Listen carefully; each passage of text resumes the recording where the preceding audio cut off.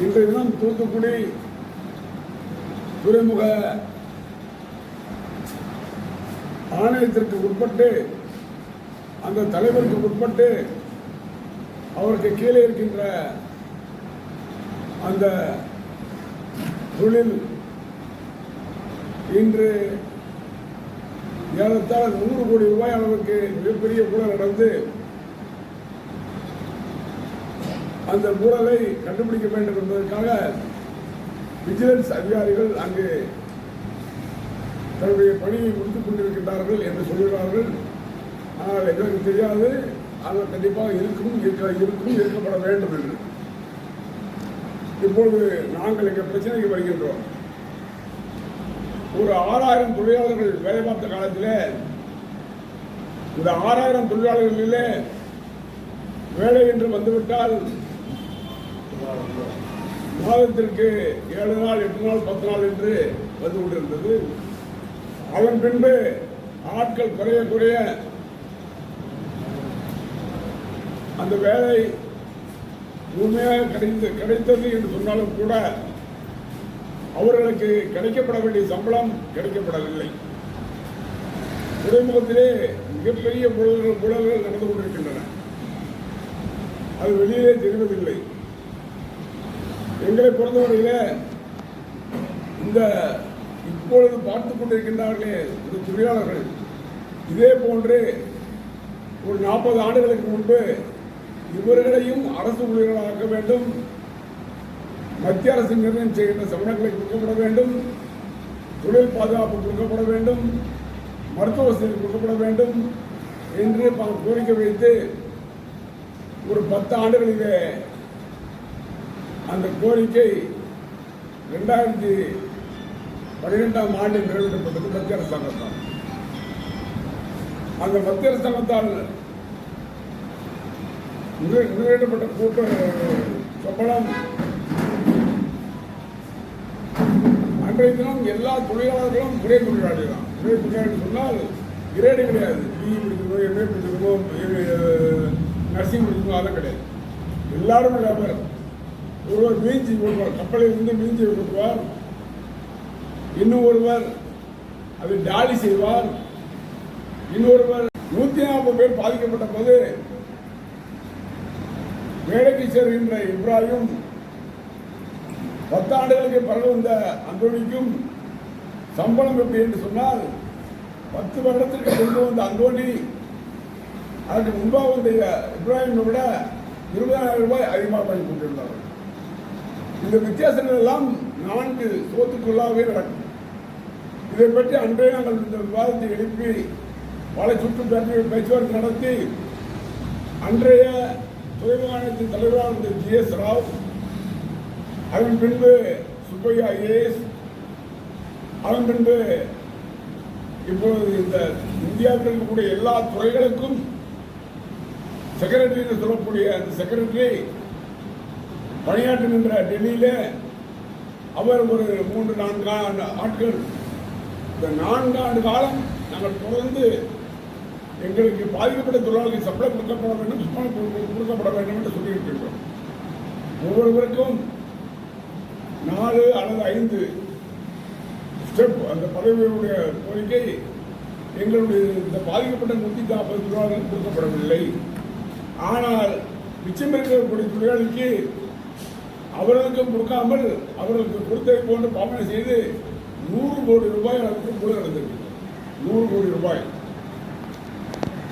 இது எப்படி வெளியே வந்து என்று சொன்னால் 2016 இருந்து 2023 வரை தொடர்ந்து 1 வாரம் 2 வாரம் 1 வாரம் 2 வாரம் என்று சொல்லி ஆணையத்துடைய தலைவரையும் போக்குவரத்து துறை மேலாளர் அவர்களையும் சந்தித்து பேசி சம்பளம் கொடுக்கப்பட வேண்டும் என்று சொல்லும்போது உங்களுக்கு ஒன்றுமே கொடுக்கப்படவில்லை, எல்லாம் சரியாக தான் இருக்கு, நீங்க போயிட்டு வாங்க என்று கடிதம் கொடுத்திருக்கின்றார்கள். தயார் சொல்லுவது கடிதம். திரும்பவும் இங்கிருந்து மாற்றவாகி போய் சென்ற டெல்லிக்கு சென்ற டி.கே. ராமச்சந்திரன் அவர்கள் மத்தியில் ஒரு வாக்குவாதம் ஏற்பட்டது. தலைவர் திரு ராஜசேகர் அவர்களும் எங்களுடைய உதவி திரு ராஜகோபால் அவர்களும் இன்னும் பல நண்பர்களால் ஒன்று போய் போய் சேர்மனை உட்கார்ந்து இதை முடிவு பண்ணி அப்படின்னு உடனடியாக ஒரு கமிட்டி போட்டார். அந்த கமிட்டியில் யார் என்று தலைவர் என்று சொன்னால் நான் தான் கமிட்டிக்கு தலைவர். டிராபிக் மேனேஜர் ஒரு மெம்பர், எஃப்என்சிஓ என்பவர் நிதித்துறையை குறைப்பவர், அவர் ஒரு மெம்பர். காய்கறி துறைமுகங்கள் எப்படிலாம் செயல்பட வேண்டும், சட்டமன்றம் சொல்கின்றது, அதை எப்படி அமல்படுத்த வேண்டும், தவறாய் விடக்கூடாது என்பதை கவனிப்பதுதான் காய்கறி. ஆனால் 2 ஆண்டுகளாகியும் இந்த கமிட்டி கூடவே இல்லை. மீண்டும் மீண்டும் மீண்டும் கேட்டு நாங்கள் போய் கேட்கின்ற பொழுது செய்து விடுவோம், பார்த்து விடுவோம், சொல்லி விடுவோம் என்று பதில் தான் கிடைத்திருந்ததை தவிர பணம் கிடைக்கப்படவில்லை. உடனடியாக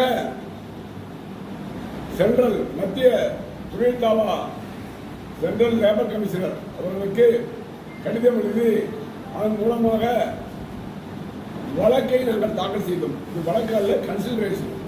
ஒரு சட்டப்பூர்வமான அமைப்பும் இன்னொரு சட்டப்பூர்வமான அமைப்பும், ஒரு சட்டப்பூர்வமான அமைப்பிற்கு என்ன அதிகாரம் இருக்கின்றதோ அதே போன்று இன்னொரு சட்ட பூர்வமான அந்த அமைப்பிற்கு வழங்கப்பட்டு அவர்கள் தூத்துக்குடியில் இருக்கக்கூடிய பிஎஸ்என்எல் காலையிலே அவர்களுடைய அலுவலகம் இருக்கிறது. 2 முறை கூட்டத்தை நடத்திவிட்டார். நாங்கள் சொன்னோம், நாங்கள் கேட்கக்கூடிய 140 பேருக்கும் ஏறத்தாழ ஒவ்வொரு பேருக்கும் 2 ஆண்டு, 3 ஆண்டு, 4 ஆண்டு சம்பளங்கள் வரப்பட வேண்டும். சம்பளம் என்று சொன்னால் ஒவ்வொரு ஆண்டும் மாறிக்கொண்டே இருக்கும். அது எங்களுக்கு வழங்கப்பட வேண்டும். அது எவ்வளவு நாளானாலும் எங்களுக்கு கவலை இல்லை. ஆனால் இல்லை என்று சொல்லக்கூடாது என்று சொன்னேன். இங்கு மத்தியில் திடீரென்று ஒரு நாள் டிராபிக் மேனேஜர், போக்குவரத்து துறை அதிகாரி எல்லா சங்கங்களையும் வைத்து ஒரு கூட்டத்தை நடத்தி உங்களுக்கு நாங்கள் தர வேண்டியதில்லை, சரியாக போய்விட்டது என்று அவர் சொல்கிறார். லட்சம் கொடுத்திருக்கிறார், லட்சம் கையில் இருக்கு. அந்த கூட்டத்திலே நான் கலந்து கொண்டு இதை ஏற்க முடியாது என்று சொல்லும்போது அதை மீன் செய்யாமல் வந்த சங்கங்களை மெஜாரிட்டியாக ஒத்துக்கொண்ட காரணத்தினாலே இது ஒப்புக்கொள்ளப்பட்டது என்று முடித்து விட்டார். போன 10ஆம் தேதி குறைஞ்சபட்சம் 30 லட்சம் ரூபா வரைக்கும் ஒரு நபருக்கு வர வேண்டியிருக்கு. அதான் குறைஞ்சபட்சமா 30 லட்சம் வரையும் வர வேண்டியிருக்கு. குறைஞ்சே 30 லட்சம் ரூபா இருக்கும். 30 லட்சம் ரூபா வர வேண்டியிருக்குன்றீங்க. அப்படி எத்தனை நபருக்கு வர வேண்டிய? எவ்வளவு நபர் இருக்கும்? ஒரு 100 பேர் வர வேண்டிய 100 பேர் வர வேண்டும். 36 பேர் பேரை போட்டு கடையை கொடுத்துருக்கோம். பெயரை போட்டு 36 பேரை மட்டும் கொடுத்துருக்கின்றோம். இப்பவும் இல்லை, 2012 இதுவரை யாரும் கடையில் கொடுக்கக்கூடாது, கொடுக்கவில்லை, குழப்பமும் இல்லை. மாறாக அவர்கள் ஒரு கமிட்டி போடுகிறார்கள், மாறாக அவர் பேச்சுவார்த்தை நடத்துகிறார்கள், மாறாக ஒரு கூட்டம் நடத்தி ஒரு சமயம் கொடுக்கவில்லை என்று ஒரு கடிதம் கொடுத்திருக்கிறார். இப்போ இந்த பிரச்சனை வந்து இப்போ நீதிமன்றத்தில் நீதிமன்றத்தில் RS லேபர் ரீஜனல் லேபர் கமிஷன்லாம் நிலுவையில் இருக்கு. இப்போ அதோட முடிவை பொறுத்து நீங்க இந்த தொழிலாளர்களுடைய பாதிக்கப்பட்ட தொழிலாளர்கள் என்ன மாதிரியான நடவடிக்கைகள் நினைக்கிறீங்க? சட்டப்பூர்வமாக போறது வழி இருக்கு. RS என்ன பண்ணுவாரு, இதை வச்சு பேசி வைக்கிறது முடிவெடுப்பாரு. RS நடத்துகின்ற பேச்சுவார்த்தைக்கு பெயர் கன்சிலேஷன். அவர் வந்து இரு தரப்பையும் பேச முடியும் தவிர சட்ட ரீதியான இது எடுக்க முடியாது. ஆனால் கவர்மெண்ட்டுக்கு அனுப்பி அந்த கவர்மெண்ட் மூலமாக இங்கு லேபர் கோர்ட் சர்வே அது சரி. லேபரோட பணத்தை ஒருத்தர் முறையான கையாடல் பண்ணியிருக்காரு இல்லையா, அவர் அந்த டீமை எப்படி கண்டுபிடிப்பீங்க? அவங்களுக்கு என்ன மாதிரியான நடவடிக்கை அவங்க இவன் எப்படி சார் 1500 வாங்குறாரு? நான் 2 பேரும் ஒரே நாள் ஜாயின் பண்ணோம். இவர் 1500 வாங்கிட்டு இருக்காரு, நான் 1300 வாங்கிட்டு இருக்கேன். ஒன்று இந்த பணத்தை எங்கேயும் உண்டு இல்லை, எப்படி கொடுக்குறேன்னு கொடுக்குறதா இருக்கு. இல்லைண்ணே, இப்போ நான் இருக்கேன், நான் வந்து அந்த இதை கையெழுத்து